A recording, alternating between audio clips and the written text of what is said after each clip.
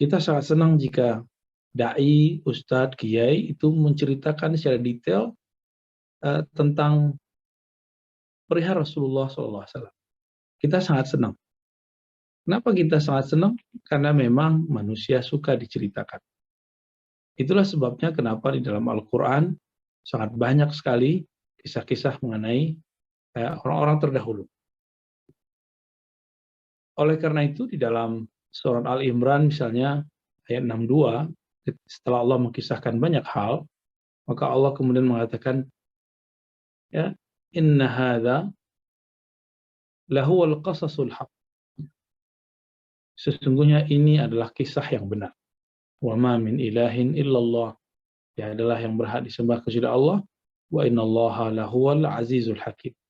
Dan sungguh Allah adalah zat yang maha aziz, yang maha mulia, maha perkasa, hakim, yang maha bijaksana. Ya. Jadi ketika Allah selesai bercerita tentang Nabi Isa, cerita tentang Sayyidatuna Maryam, maka Allah kemudian mengatakan, inna hadza lahuwal qasasul haq. Ini kisah yang benar. Jadi kalau kita bercerita ke anak, kita boleh kemudian menambahkan, nah ini cerita beneran loh. Jadi teman-teman di rumah yang punya anak kecil, silakan memulai tradisi bercerita kepada anak-anak kita. Ya. Kemudian Allah sendiri kemudian menegaskan beberapa kali, ya, ada perintah. Dalam surah Al-A'raf surat 7 ayat 176 Allah mengatakan waqsusil qasasa la'allahum yatafakkarun. Berkisahlah kalian agar mereka berpikir. Jadi kisah-kisah itu bukan untuk mendongeng tapi supaya menjadi bahan mereka berpikir. Bahkan Allah itu memilihkan kisah-kisah yang terbaik. Nahnu naqussu 'alaika ahsanal qasasi. Kami mengisahkan kepada engkau kisah-kisah terbaik. Bima auhayna ilaika hadzal Qur'an in kunta min qablihi laminal ghafilin. Ya. Sesuai dengan apa yang kami wahyukan kepada engkau daripada Qur'an ini. Ya. Berdasarkan ini semua, maka Al-Qur'an itu ini ada sekitar 4 atau 5 yang menyebutkan tentang berkisah itu sangat luar biasa dari Allah Subhanahu wa taala. Maka apabila ada sistem pengajaran, pendidikan,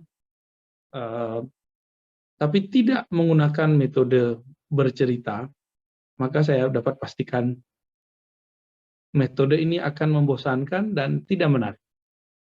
Metode tersebut akan menjadi beban bagi siswa atau anak ataupun santri. Saya dulu waktu masih kecil, masih ingat, masih remaja ya, saya suka membuat majelis mingguan bersama anak-anak di tempat saya dulu tinggal. Kita pindah-pindah ya, masjid ke masjid. Kita buat malam pembinaan di masjid. Dan itu yang materi yang paling mereka suka itu adalah bercerita. Jadi kalau saya katakan kalian mau cerita, mendengarin cerita, langsung kemudian berkumpul yang tadinya sedang main asik-asik guling-guling di masjid, ada yang lari-lari. Tapi ketika kita katakan mau dengar cerita, mereka langsung semuanya berkumpul. Artinya apa? Bahwa materi bercerita inilah materi yang paling diminati di kalangan anak-anak. Jadi kalau ingin mendidik anak-anak dan masuk ke alam bawah sadarnya tanpa perlu bersusah payah, cukup kita belajar cara bercerita. Ya. Saya termasuk anak kecil dulu yang di masa kecil sangat haus dengan cerita. Biasanya kita minta kepada guru ngaji, cerita dong. Tapi kadang-kadang tidak semua guru ngaji juga bisa bercerita. Recording in progress. Itu kemudian terjadi. Maka ayatnya surat Al-A'raf tadi, ayat 176, faqsusil qasasa la'allahum yatafakkarun. Berkisahlah kamu supaya mereka berpikir. Ini dapat kita jadikan panduan bahwa awal anak-anak berpikir dimulai dari bercerita. Bahkan tidak hanya anak-anak, orang-orang seperti kita ini, walaupun tubuh sudah mulai menua, kita sangat senang dengan cerita. Itu yang pertama yang mau saya sampaikan. Yang kedua, anak kecil itu suka contoh. Maka Nabi Shallallahu Alaihi Wasallam ketika bersama dengan siapa saja anak-anak kecil, Nabi itu suka bermain dengan anak kecil. Nabi sangat asik dengan anak kecil, jadi nggak serius. Orang-orang membayangkan Nabi Muhammad itu sangat serius. Padahal Nabi Muhammad itu sangat elastis, sangat saya rasa tidak ada orang yang paling asik melebihi Rasulullah SAW. Ketika Nabi Muhammad SAW bertemu anak kecil, beliau kemudian mengajak mereka makan, cerita. Nah, ketika makan, jadi Nabi bawa makanan. Satu kali Nabi SAW membawa Umar bin Abi Salamah. Umar ini bukan Umar bin Khattab, tapi Umar bin Abi Salamah adalah anak tiri Rasulullah. Anak tiri Rasulullah yang umurnya 2 tahun lebih tua daripada Jabir ibn Abdullah. Dia, Umar bin Abi Salamah ini, ketika dibawakan makanan oleh baginda Nabi SAW, dia makan dengan semangat, tapi dia lupa makan dengan campuran tangan kiri dan kanan. Akhirnya Nabi mengatakan, ya gulam. Nah, ini panggilan ini perlu. Panggilan semacam panggilan akrab tuh anak-anak. Kita bilang bocah, anak-anak. Wahai, kalau orang Betawi bilang tong gitu ya. Anak-anak, buyung gitu. Ya gulam, kul biyamin. Kalau makan, caranya dengan tangan kanan gitu. Jadi Nabi ngajarin, nih cara makan pakai tangan kanan. Lalu khudz mimma yalik. Kalau kamu ngambil makanan, ambillah yang terdekat dari tangan. Jangan kemudian ngambil yang di bagian sana. Ya, wasamillah. Lalu bacalah bismillah. Jadi Nabi sangat sederhana sekali mengajari orang. Bahkan anak kecil. Diajak dulu, bawa dulu makanan. Nanti ketika mereka mau makan, kita ajak, ayo bismillah gitu. Itu cara yang efektif ketika kita mau mengajari anak cara baca bismillah. Jangan kemudian ngomong nih, nanti kalau mau makan bismillah ya. Ya, itu namanya teori. Anak kecil tidak bisa diberikan teori begitu. Survei semua ahli psikologi anak. Anak kecil itu visualisasinya belum kuat. Ya. Bahkan ketika anak kecil itu kita kasih pelajaran, ini kan mohon maaf ya, menurut saya tidak benar sistem belajar anak kelas 1, kelas 2 itu lama di kelas atau lama teori. Oke, lama di kelas tapi harus banyak main-mainnya. Belajar, dalam belajar itu ada main-main. Anak kecil itu cuma tahan 10-15 menit. Setelah itu dia akan buyar. Tapi anak kecil bisa lama main game. Itu pun gamenya dia rubah-rubah, dia ganti-ganti. Ya. Dia tidak suka dengan monoton satu hal. Anak kecil gampang bosan. Ya. Bahkan Allah mengatakan, innallaha la yamallu hatta tamallu. Ya. Allah nggak bosan sampai kamu merasa bosan. Nah, maka teman-teman dimulakan Allah, berikan contoh kepada anak. Tapi berikan contoh itu, ya kita berkorban sedikit, kita beliin dia makanan. Kalau dia sudah memandang kita baik, anak kecil ini gampang sekali menjudge orang baik. Misalnya, kalau kita berikan dia sesuatu, dia bilang, oh Abi ganteng, Abi baik, Abi segala macam. Ya. Tapi sekali kita nggak kasih dia akan bilang, jelek, Abi jelek, ayah jelek, papa jelek. Gitu. Tapi sekali kita kasih, dia akan ngomong baik, baik, baik, baik. Besok nggak dikasih lagi, jelek lagi. Begitu anak-anak punya logika. Bagi dia orang baik itu yang memberi dia. Memberi dia makan, beri dia mainan, perhatiin dia. Coba lihat anak-anak kita. Kalau dia melakukan sesuatu, dia punya Lego atau dia punya mainan, dia manggil ayah ibunya. Ayah, ibu, lihat. Lihat adik. Lihat aku. Jadi dia pengen show up. Atau dia menggambar, dia pengen dilihat. Tapi sayang kadang-kadang orang tua lebih sibuk dengan handphonenya dan dia melupakan anaknya. Nah, ini gagal mendidik anak namanya. Nah, kita nanti marahin anak, kamu kok nggak dengerin aku? Padahal kita sudah mencontohkan kepada dia, kalau kita disapa sama dia, kita sibuk dengan handphone kita. Nah, itu salah satu yang membuat anak kita kurang menghargai. Ya. Lalu ada bagian terakhir yang paling penting. Maaf, ada 2 lagi ya. Yang kedua, yang nomor 2 terakhir, Nabi SAW mengajarkan sahabat-sahabat agar anak-anak punya komunitas yang baik, lingkungan yang baik. Lingkungan yang baik adalah aset kita. Maka kalau cari rumah yang sekitarnya orang-orang baik. Walaupun kita pastikan semuanya soleh, tapi minimal dia baik. Nah, dan yang terakhir, ini yang paling penting. Ya. Jika yang tadi itu dalilnya almar'u ada dini khalilihi, seseorang berdasarkan khalilnya, temannya, lingkungannya.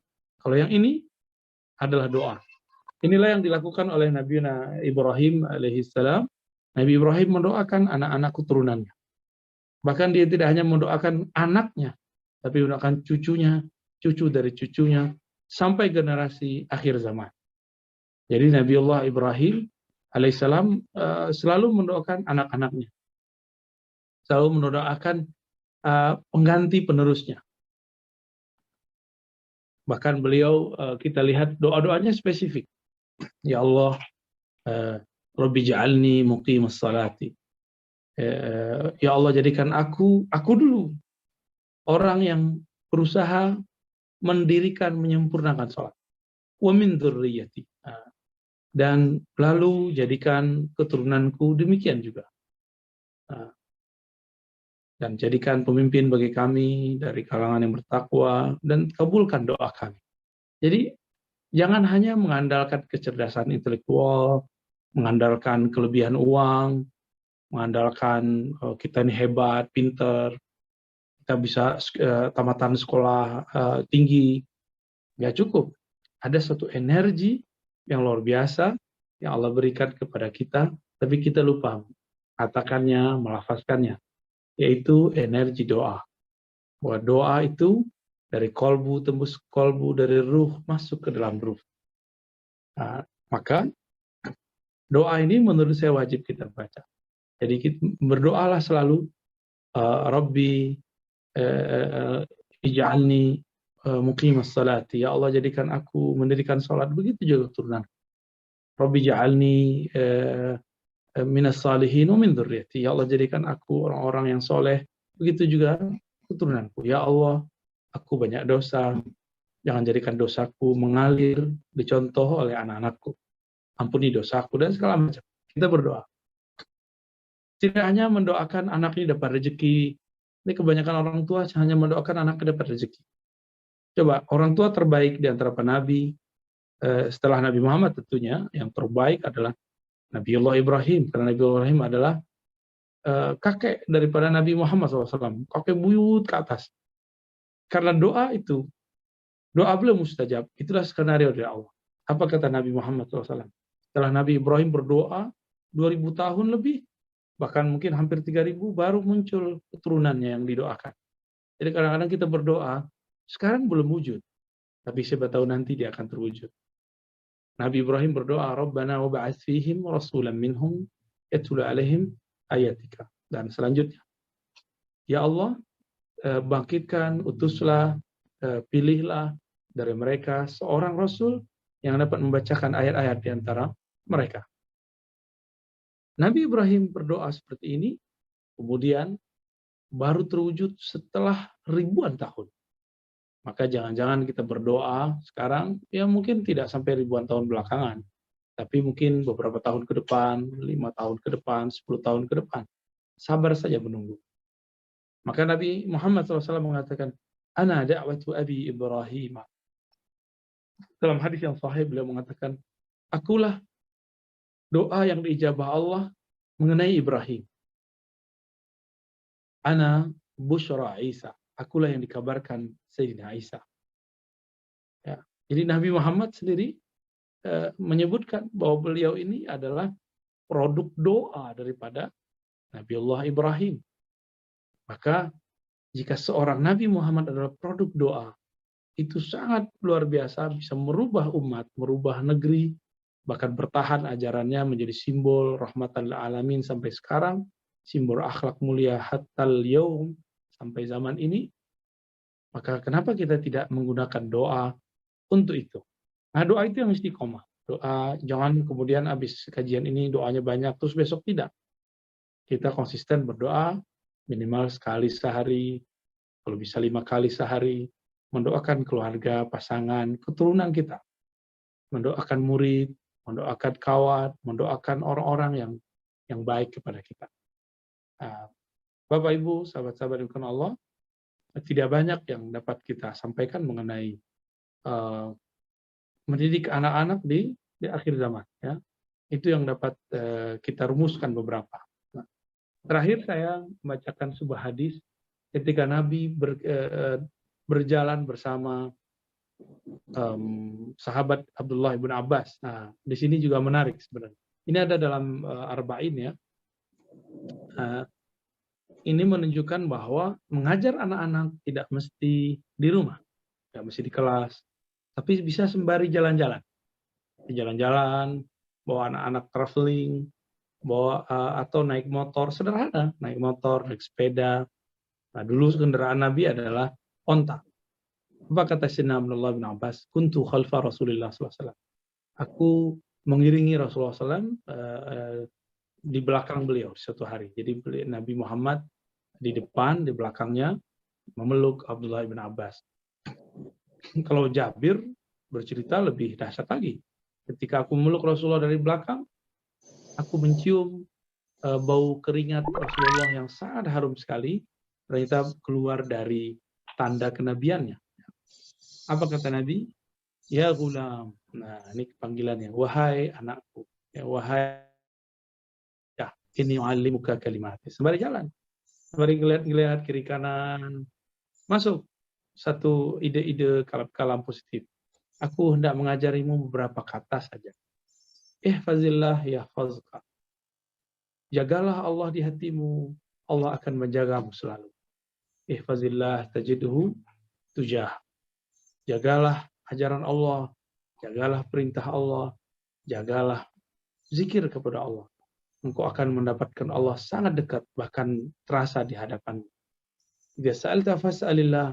Kalau kamu minta sesuatu, jangan langsung minta ke bapakmu, ibumu, tapi doa kepada Allah. Wa ista'anta fasta'in billah. Jika kamu ada urusan, maka minta pertolonganlah kepada Allah. Wa'alam. Ini diajarin anak itu tauhid. Tadi diajarkan tauhid juga tidak bergantung kecuali kepada Allah. Sekarang prakteknya. Wa'alam. Ketahuilah wahai anakku, annal ummata law ijtama'at ala an yanfa'uka bi syai' la yanfa'uka illa bi syai'in qad katabahu Allahu lak. Ini anak diajarin pede, anak diajarin tidak takut kepada sesuatu yang enggak perlu ditakuti. Wahai Ananda, ketahuilah bahwasanya ummah, satu kelompok umat berkumpul, seandainya mereka berkumpul untuk memberimu satu manfaat. Misalnya dokter berkumpul untuk mengobatimu. Bisyai'in lam yanfa'uka, tapi dengan sesuatu yang Allah tidak takdirkan kamu mendapatkan manfaat kecuali berdasarkan apa yang telah Allah takdirkan. Maka engkau tidak akan mendapatkan kecuali sesuai takdir itu. Artinya apa? Kalaupun ada orang membantu kita sebanyak-banyaknya, tapi kalau Allah tidak berkehendak baik, tidak baik. Kecuali hanya kebaikan yang telah ditakdirkan. Dan sebaliknya, hanya orang-orang berkumpul untuk merusak kita. Kemudian mereka mencoba untuk merusak kita, menyakiti. Mereka tidak akan dapat menyakiti kita kecuali berdasarkan yang sudah ditentukan oleh Allah. Berarti baik buruk kita di dunia ini sudah jatah sebenarnya. Kebaikan yang kita dapat, mungkin kita merasa malang atau merasa bahagia. Itu semua sudah dicatat di sisi Allah. Dan sebenarnya semuanya baik. Semuanya baik, tinggal kita yang menafsirkannya. Ya. Lalu ditutup oleh Nabi, rufi'atil aqlam. Pena penulis takdir sudah diangkat. Wajaffatis suhuf. Lembaran-lembaran takdir sudah mengering. Artinya, ini sudah tidak bisa diganti. Ya, jadi Nabi mengajarkan kepada anak-anak agar hidup itu optimis. Jadi percaya ke takdir itu bukan tidak optimis. Percaya kepada takdir adalah percaya bahwa Allah betul-betul menjaga kita. Percaya bahwa Allah Subhanahu wa taala pasti menakdirkan kebaikan.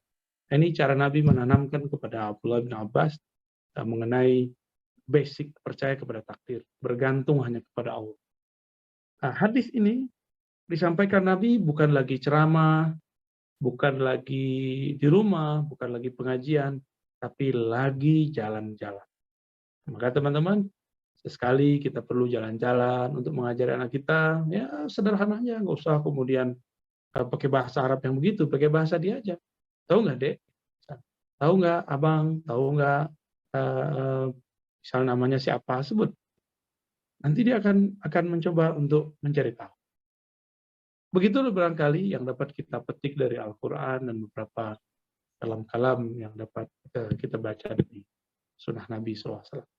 Baik, kita kembalikan kepada host kita tadi ya. Baik, terima kasih Ustaz atas pemaparan atas materi yang sangat bermanfaat sekali. Baik, untuk seluruh peserta kajian yang ingin bertanya, kami persilakan. Pertanyaan dapat dikirim melalui chat langsung ke private di admin tanya, atau bertanya secara langsung dengan mengangkat tangan yang ada emoticon tangan ya di Zoom ini. Baik, ini ada pertanyaan Ustaz. Assalamualaikum warahmatullahi wabarakatuh, Bu ya. Saya mau bertanya tentang cara mendidik anak usia 9 tahun, perempuan. Belakangan ini agak susah diberitahu, selalu ada bantahan atau pernyataan yang akhirnya suara saya naik volumenya. Mohon sarannya Buya, terima kasih. Yang nanya laki atau perempuan? Perempuan. Yang bertanya? Iya, betul, perempuan. Iya, ya. Kalau biasanya perempuan itu yang ngajarin, ya bahkan hampir semua ya, di rumah itu ibu-ibu biasa menerapkan kepada anaknya, maka di zaman online ini banyak terjadi hal-hal yang kurang berkenan sebenarnya. Ibu-ibu tiba-tiba berubah menjadi seorang guru, dan dalam pikiran dia, anak itu harus punya intelektual seperti dia, yang kalau dibilangin ngerti, yang kalau dikata-katain paham. Ini anak-anak bukan manusia seperti kita, ya. Nggak mungkin dia akan paham seperti kita. Anak kecil belum bisa fokus. Jadi kalau kita bilangin anak kecil, kemudian dia nggak paham, apalagi umur 9 tahun. Kenapa kemudian kita harus marah? Jangan-jangan cara kita menyampaikan belum tepat masuk ke dalam dirinya. Nah, anak kecil itu, Bapak Ibu, coba belajar ke psikolog anak. Anak kecil itu dia masih gelombang otaknya belum seperti kita. Dia masih dunia imajinatif. Maka bicaralah kepada anak-anak dengan imajinasi dia. Jadi modelnya jangan kayak kita diceramahin dulu oleh Bapak Ibu kita, jangan. Ya. Sekarang zamannya sudah berubah.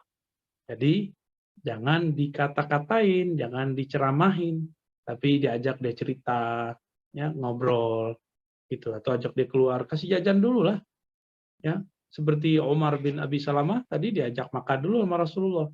Pas makan diajarin cara berdoa. Jangan-jangan kita terlalu banyak menuntut tapi kurang memberi. Wallahu a'lam bishawab. Baik, Masya Allah.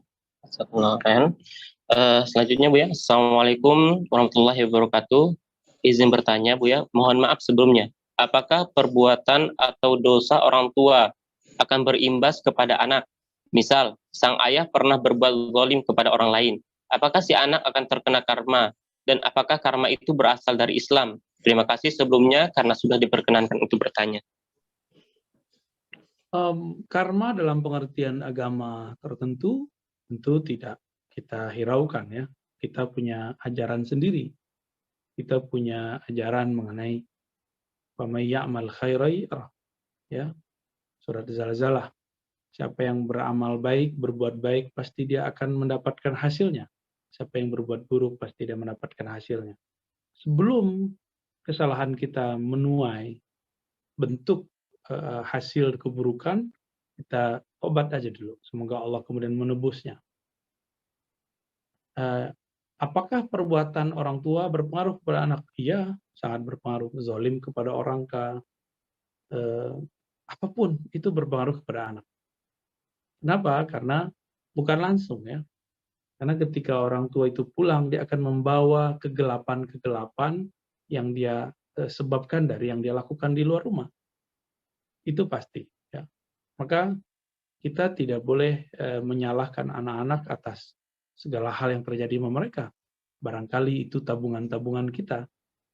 Apalagi kita pernah makan sesuatu yang tidak jelas halalnya ya. Barangkali kita pernah memakan hak orang lain.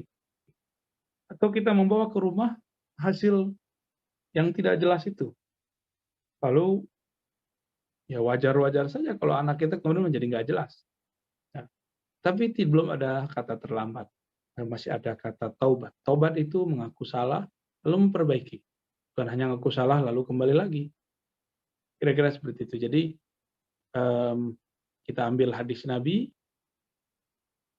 atau kalam Allah ya. Watubu ilallahi jami'an. Ya. Dan bertobatlah kepada Allah semuanya. Dan Nabi mengatakan, aku pun mengaku salah, minta ampun kepada Allah 70 kali sehari. Jadi jangan kemudian kalut di situ, kita kemudian mentok di situ. Waduh, kesalahan lama nih. Gitu. Tidak, sekarang kalau memang ada, perbaiki segera, kalau kita bertobat kepada Allah Subhanahu Wa Taala. Sederhana aja. Ya Allah alam bishawab. Baik, terima kasih. Pertanyaan selanjutnya, Assalamualaikum warahmatullahi wabarakatuh, Ustaz. Bagaimana cara menjauhkan anak dari gadget ketika sepupu-sepupunya sedang bermain di rumah dan semua bermain HP? Nggak usah deh anak kecil, bapaknya, ibunya bisa nggak dijauhin dari gadget? Jadi kita jangan kemudian menganggap kebaikan itu kalau anak jauh dari gadget. Nanti jadi gaptek. Zaman ini anak-anak memang sudah main gadget. Kita tidak bisa lagi menghindari. Dulu zaman saya kecil, orang pada nonton TV. Ustadz-ustadz tidak realistis, lalu kemudian menyerang penggunaan TV. Apa yang terjadi? Ya malah tambah banyak TV-nya. Ya. Dan tidak semua orang yang pakai TV itu jelek. Banyak juga yang baik. Ada juga yang jelek. Yang jelek itu karena yang dia tonton jelek. Tidak pakai gadget. Jika itu kemudian baik, tidak masalah. Misalnya dia punya aktivitas. Anak kecil tuh nggak bisa diem. Apalagi dia melihat saudara sepupunya, temannya main. Maka yang perlu ada itu adalah tidak masalah gadget itu di tangan anak. Yang masalah adalah konten yang dia tonton, yang dia mainkan. Game-nya harus kita monitor. Kalaupun ada game-nya, misalnya agak sedikit ada kekerasan, kita harus bimbing. Maka ada yang namanya BO, bimbingan orang tua. Oh, kita katakan, oh ini nggak baik, nak. Gitu. Kita harus katakan itu kepada anak-anak. Oh, ini nggak benar, ini cuma game doang. Kamu jangan kemudian menirunya. Gitu. Itu perlu. Kalam-kalam begitu perlu. Jadi si anak itu akan mengambil jarak dari game. Saya dulu sering digituin oleh orang tua saya. Makanya saya susah menikmati game. Bahkan susah menikmati film. Karena pas nonton film, orang tua saya bilang, itu cuma main-main doang. Itu buatan animasi. Akhirnya kita lagi nonton, kita membayangkan yang bukan film itu. Tapi gimana ya cara buatnya? Jadi nggak fokus.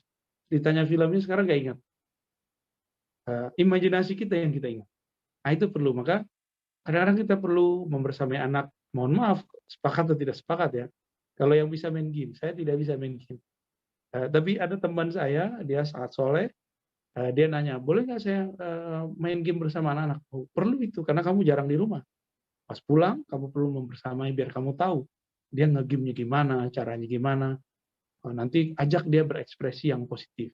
Jangan kemudian cuma teriak-teriak yang negatif. Jadi itu nggak masalah. Sekarang kalau kita menjauhkan anak dari gadget, ini suatu hal yang sangat sulit terjadi kecuali anak kita pondokkan, pesantrenkan, atau memang kita nggak menggunakan handphone. Handphone kita handphone butut. Wah, oke, silakan. Tapi bapak ibunya main handphone, anaknya dilarang. Kan nggak mungkin.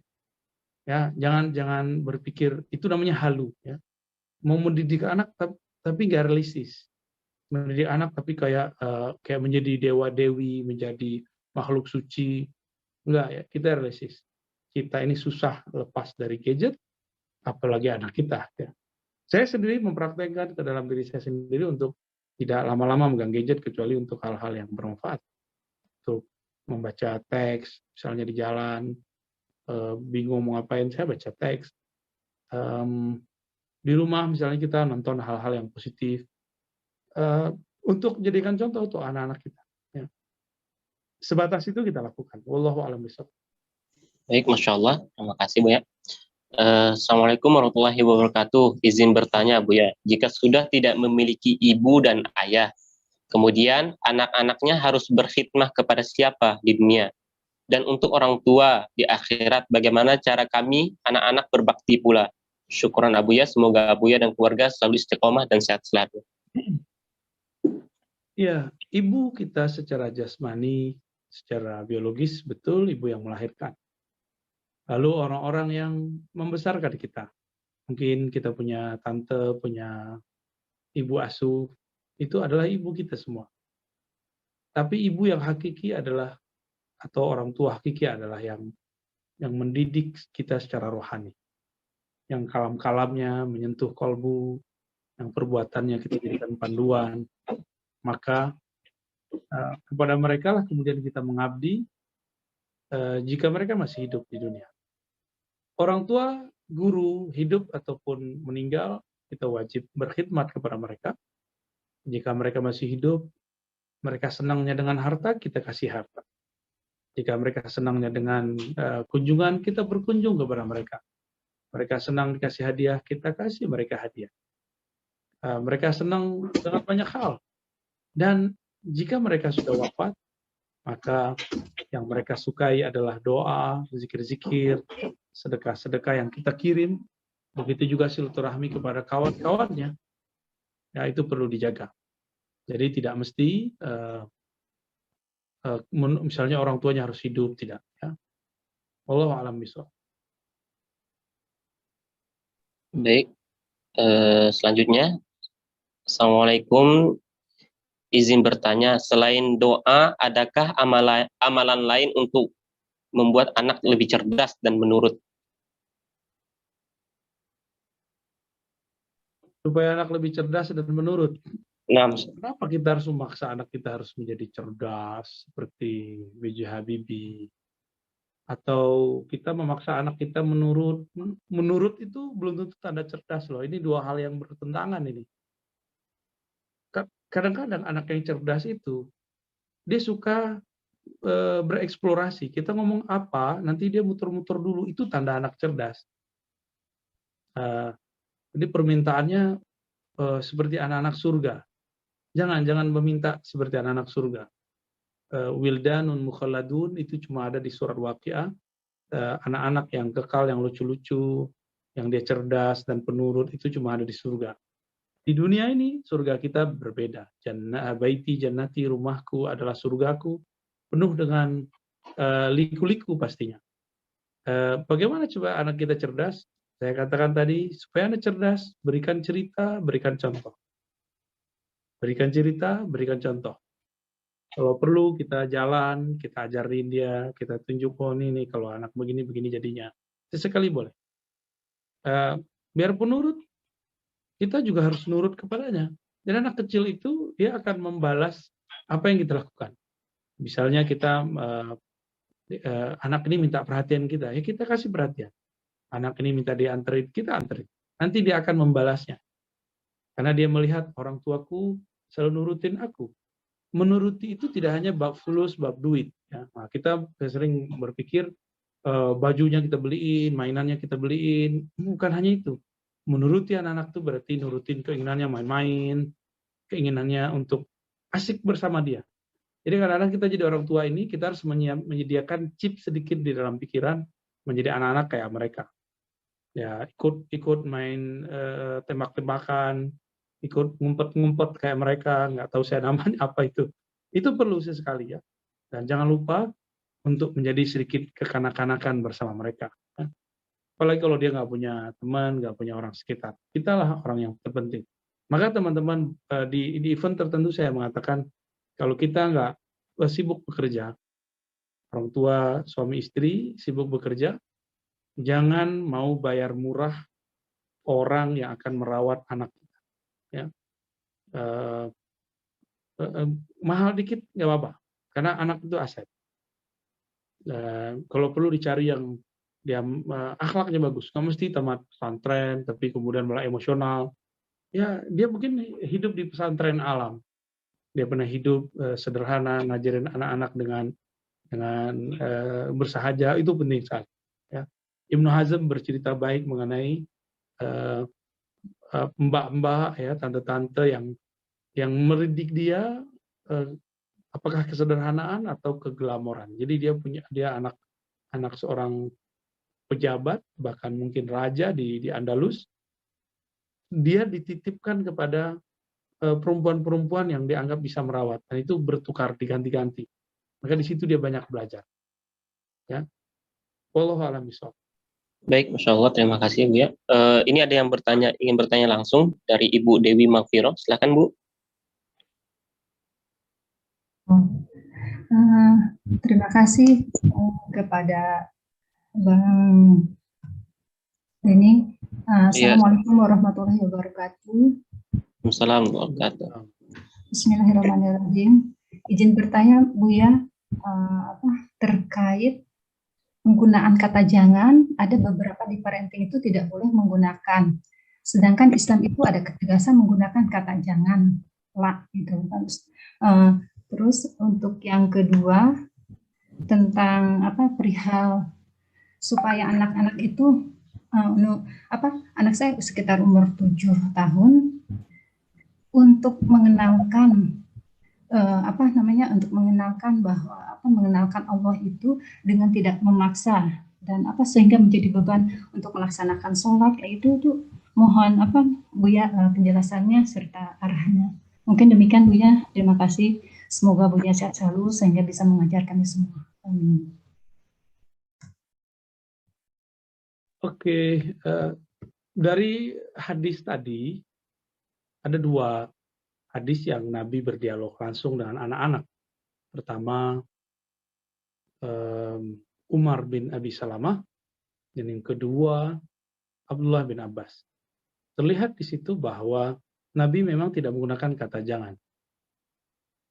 Nabi cuma ngomong, bocah gitu, kalau kamu minum, makan, kul biyaminik, makan pakai tangan kanan ya, tunjukin. Kalau perlu kita ambil tangan kanannya. Saya dulu kidal. Saya dulu waktu kecil tuh kidal. Saya masih ingat. Terus ibu saya ngajak saya ke suatu dulu di kampung itu ada semacam pesta ya. Nah, kalau di sana kan pesta itu makanan dihidang dulu waktu masih kecil. Saya nggak tahu sekarang masih begitu apa enggak.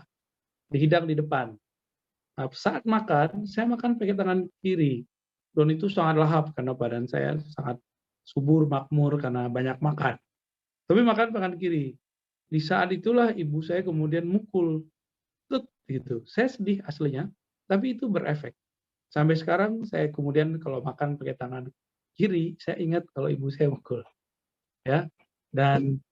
Tapi ya akibatnya ketika nulis pakai tangan kanan tidak terlalu bagus, nulis lagi tangan kiri juga nggak bisa. Tapi ala kulli hal itu sangat berefek ya. Sesekali mukulnya nggak keras tapi bikin malunya yang dahsyat. Apakah itu salah? Ibu saya nggak ngomong jangan, tapi cuma mukul gitu. Itu lebih berefek ya. Terus jadi sesekali perlu kata jangan atau larangan itu kepada anak. Walaupun psikolog mengatakan tidak boleh. Tidak boleh menurut psikolog kan bukan berarti tidak boleh secara syariat, itu cuma anjuran. Itu hasil penemuan mereka. Ya. Karena emang otaknya anak itu otak yang sedang menerima. Dia sulit untuk menerima sesuatu yang sifatnya negatif. Dia lebih kepada isbat daripada nafi ya. Menetapkan, menerima daripada menolak atau menyangkal. Ada anak-anak yang disekolahkan di satu sekolah yang banyak mengatakan jangan, tidak boleh. Akhirnya anak itu menjadi anak yang paling aneh di komunitasnya, di lingkungannya. Dia kemudian banyak polemik, banyak lawan, dan menjadi orang pemurung, menjadi orang yang kayaknya dia kesepian sendiri. Itu terjadi dan saya melihat, dan mungkin saya juga pernah ngalamin ketika belajar yang tidak tepat. Ya. Lebih kurang begitu. Jadi sesekali perlu kata jangan, tapi jangan sering. Di hadis-hadis yang tadi saya bacakan, memang Nabi tidak pernah mengatakan jangan. Malah ada positif, perintah, ajakan, persuasif. Jadi kata-katanya kata-kata persuasif, bukan kata-kata yang banyakkan larangan-larangan dan lain sebagainya. Wallahu a'lam bishawab. Baik, Insya Allah. Terima kasih, Bu ya. Ini ada pertanyaan selanjutnya. Assalamualaikum warahmatullahi wabarakatuh, Bu ya. Saya ingin bertanya. Ada perkataan bahwa anak adalah buah dari orang tua. Ada orang tua yang sangat baik, namun anaknya berbeda. Mohon penjelasan. Iya, anak buah dari orang tua yang pasti pertama buah secara biologis ya. Yang kedua, buah itu kan berarti dia tumbuh, dia muncul dari satu pohon, apa yang dimakan oleh pohon itu maka berefek kepada si buah. Jika subur, maka dia subur. Jika pohon itu berhama, maka dia ikut berhama. Maksudnya sederhana, maukah kita menghasilkan buah yang baik, maka pupuklah intelektual, spiritual kita semua. Jangan hanya memupuk, mengumpulkan materi, tapi tidak mengumpulkan yang imateri. Banyak orang tua berpikir membahagiakan anak cukup dengan duit, rumah bagus, kendaraan, tapi dia lupa dengan yang imaterinya. Kebersamaan dengan anak, memberikan contoh. Oh ya, tadi saya lupa tadi Ibu yang nanya tentang nyuruh anak. Anak itu nggak perlu disuruh, diajak. Makanya saya sebut tadi persuasif. Diajak, yuk temenin Abi ke masjid yuk. Kalau di rumah, temenin Umi atau Mama sholat yuk. Atau sholat aja, nanti dia yang ngikut. Jadi anak kecil itu, dia suka ngikut. Nah, atau jangan-jangan kita sudah telat mengajaknya, memberikan contoh. Tapi belum telat tuh, umur 7 tahun itu belum telat. Masih bisa dibuat, masih bisa dibentuk. Jadi kalau boleh saya sebut, umur balita sampai umur 7-10 tahun, itu umur kita bisa menanamkan kata-kata positif, bentuknya perintahkah dan segala macam. Bentuknya cerita. Umur 7-10 tahun, Nabi mengatakan, mur auladaka bis shalah. Perintahkan anakmu sholat. Mur di situ bentuknya sudah perintah plus persuasif. Kalau tadi contoh. Jadi kalau umurnya masih kecil itu contoh. Nanti coba rasakan sendiri, anak kita akan menjadi alarm, ya. Anak kita akan mampu menjadi alarm kalau pas lagi azan dia akan ngingetin kita semua. Barangkali itu, wallahu a'lam bishawab. Baik, Insya Allah. Terima kasih. Assalamualaikum. Ini ada pertanyaan lagi, Bu ya. Assalamualaikum warahmatullahi wabarakatuh. Izin bertanya, Bu ya. Saat ibu hamil usia 6 bulan, apakah kira-kira karakter ibu saat melahirkan akan menular ke anaknya setelah besar nanti? Satu lagi, apakah ngidam di saat melahirkan itu ada dalam Islam? Ya, salam. Ya.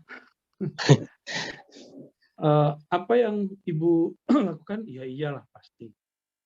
Seorang ibu itu nyatu dengan anaknya. Pasti itu kemudian berefek kepada anak, ya. Tidak mungkin tidak berefek.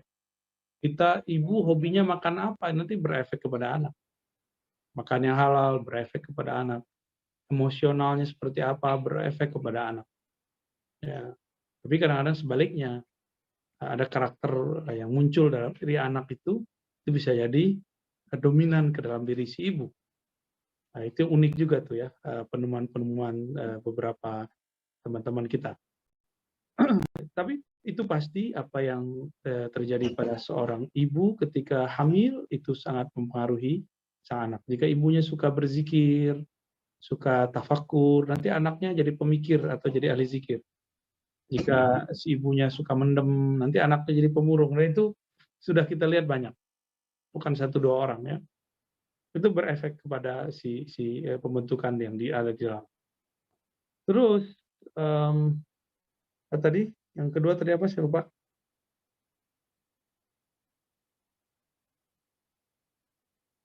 Afwan, ngidam Bu ya. Apakah ada dalam Islam? Ngidam itu seperti yang disebutkan dalam surat Al-Ahqaf ya, ayat berapa tuh? 13, 14, 15. Wasainal insana biwalidayhi ihsana. Hamalathu ummuhu kurhan ala kurhin. Kalimatnya lebih umum dari ngidam. Kami wasiatkan manusia terhadap orang tuanya. Ingatlah dulu orang tuanya, ibunya waktu hamil mengalami kurhan ala kurhin. Jadi ada wahnan ala wahnin, lemah. Ini kurhan. Wada'athu ummuhu kurha, bukan kurhin ya. Kurha. Kurha itu rasa ya terpaksa, merasa kayak ada keinginan yang kuat. Keinginan ini itu kuat, tapi nggak senang dengan ini. Kadang-kadang mencium bau sesuatu kayaknya nggak kuat. Itu kurha. Kurha dari kata karaha, ya nggak suka suatu, atau terpaksa tiba-tiba tercipta aja dalam dirinya keinginan sesuatu, tapi nggak ingin yang lain. Pas dibeliin, udah tidur. Pas dibeliin, bilang, udah kenyang gitu. Itu ayatnya tadi, surah Al-Aqaf, saya lupa nomornya, 13, 14, 15. Barangkali ayat 15 ya. Ya, itu barangkali ya, yang dapat saya baca dari Al-Quran dan bisa menjadi panduan barangkali bahwa ini memang ada di dalam Al-Quran. Wallahu a'lam bishawab. Baik, Masya Allah. Ada pertanyaan kembali. Assalamualaikum warahmatullahi wabarakatuh, Bu ya. Anak-anak sekarang suka main TikTok, tapi ada sebagian ulama baik yang salafi maupun aswaja bilang TikTok itu haram. Tapi kalau menurut saya, yang awam ini bukan TikToknya yang haram, tapi kontennya. Bagaimana tanggapannya, Bu ya? Ya, Anda betul ya, sudah tepat. Lanjutkan.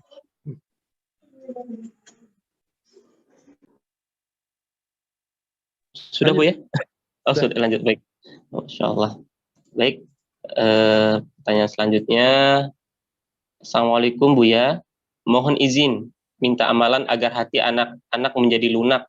Dan bagaimana caranya agar antara orang tua dan anak bisa akrab tanpa ada canggung? Ya, kenapa orang tua dan anak bisa canggung ya? Masya Allah. Coba baca ya Allah ya Latif ya. Ya Allah ya Latif ya Halim. 100 pagi, 100 sore ya, diresapi maknanya. Ya Allah ya Latif ya Halim. Ya Allah yang Maha Latif, yang Maha Lembut, yang Maha Halus, ya Halim, yang Maha Santun. Nanti kita akan dibimbing dengan cahaya dua nama ini untuk bersikap santun, halus, dan kecanggungan nanti hilang, insya Allah. Bangun komunikasi yang baik. Jadi setelah zikir, bangun komunikasi yang baik, jangan norak, jangan berlebihan, tidak menyudutkan, dan segala macamnya. Ya Allah, al-misal.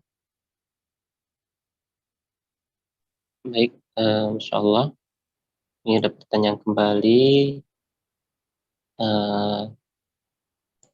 Sebentar ya. Ya, ini. Assalamualaikum warahmatullahi wabarakatuh, Bu ya. Mohon izin bertanya, bagaimana healing anak korban kekerasan dari keluarga terdekat? Mengingat memori masa kecil yang tertanam akan dibawa sampai dewasa. Terima kasih. Memori itu, ini kalau ini boleh kita pinjam psikolog-psikolog dari barat ya, karena penemuan mereka luar biasa. Namanya Sartre. Sartre ini dia punya penemuan bahwa memori itu kayak file, buku, coba buku ditumpuk. Ini saya punya buku nih misalnya. Nah, buku. Kita tumpuk aja bukunya. Gitu. Tumpuk lagi. Nah, tumpuk memori yang di bawah akan tertumpuk terus. Kalau tambah banyak memori-memori yang berlainan dari apa yang dia ingat. Misalnya yang dia ingat dulu orang tuanya kasar. Tapi dia kemudian melihat kok nggak seperti dulu ya. Kok malah banyak yang lembutnya.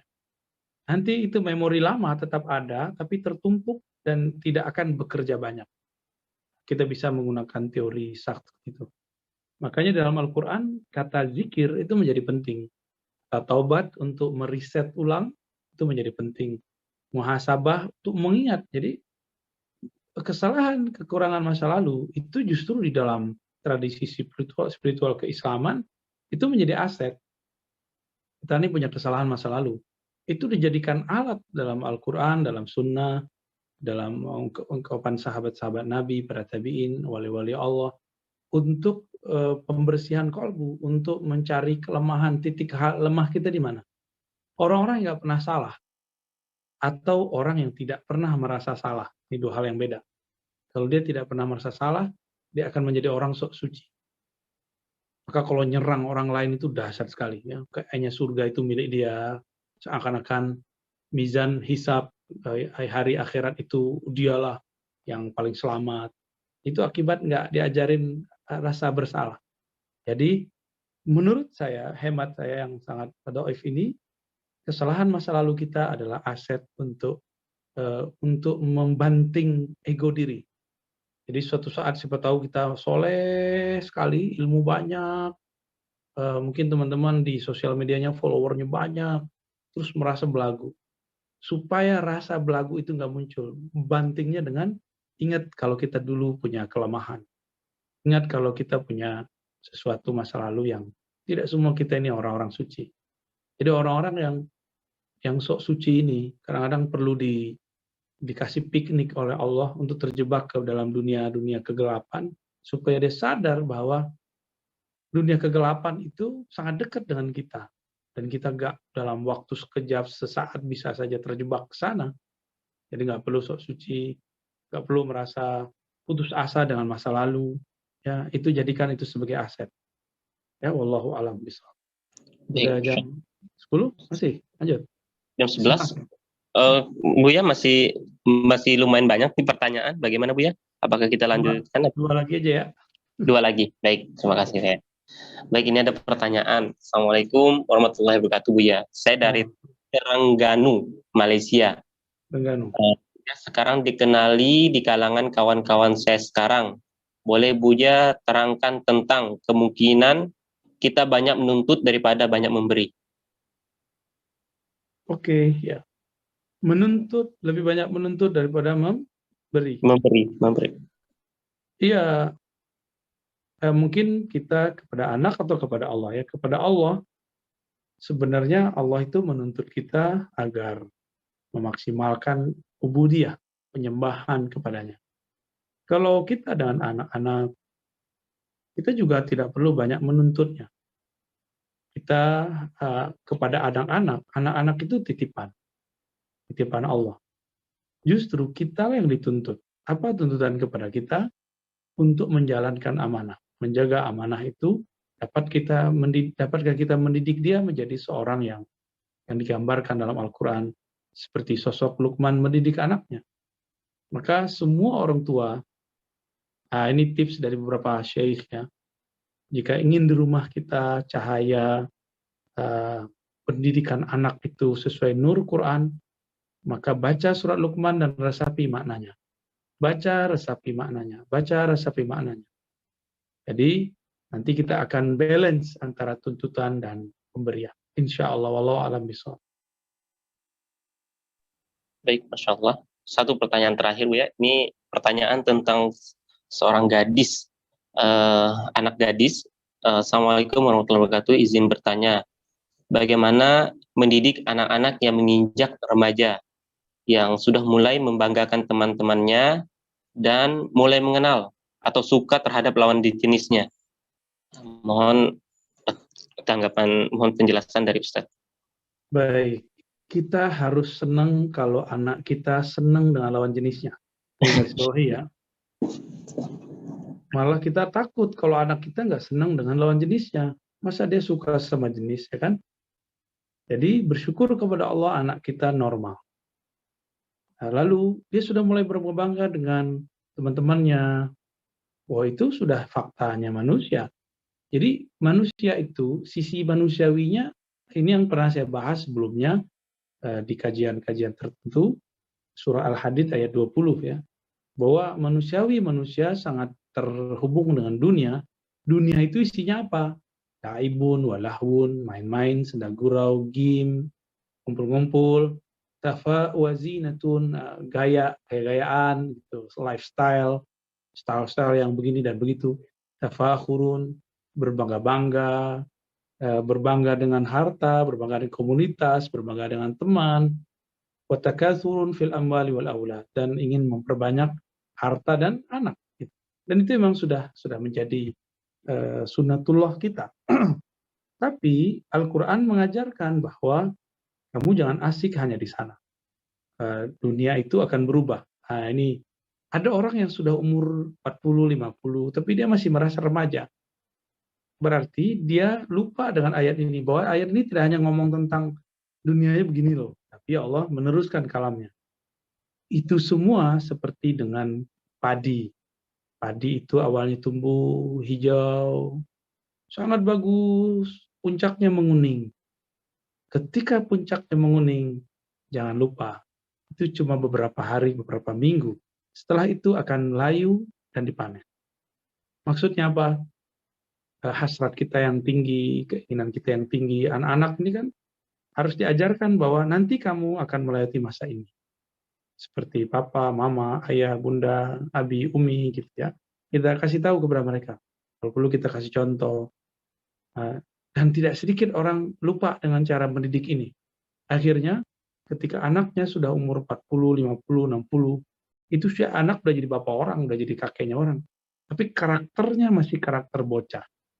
Gampang tersinggungan, masih bangga-bangga dengan komunitasnya. Ya, masih jingkrak-jingkrak lah seperti anak-anak. Dia lupa, tubuhnya sudah menua. Tapi spiritualnya, mentalnya belum dituakan. Masih merasa dia muda. Dan saya sering mencontohkan ada komunitas yang diajak zikir sama gurunya. Gurunya umur 80, muridnya umur 70-an. Apa kata muridnya? Nanti saja kalau sudah tua, wahai tuan, wahai guru, wahai kiai. Padahal dia sudah tua, karena kebiasaan dari umur 20-an, ngomong begitu, nanti saja kalau sudah tua. Dan itu berulang-berulang kembali. Ya, semoga ini menjadi pelajaran buat saya, keluarga saya, komunitas kita semua, dan teman-teman yang hadir, teman-teman yang join, teman-teman yang mendengarkan. Tiada yang sempurna, saya tidak sempurna, keluarga kita tidak sempurna, anak-anak kita nggak sempurna, guru kita nggak sempurna.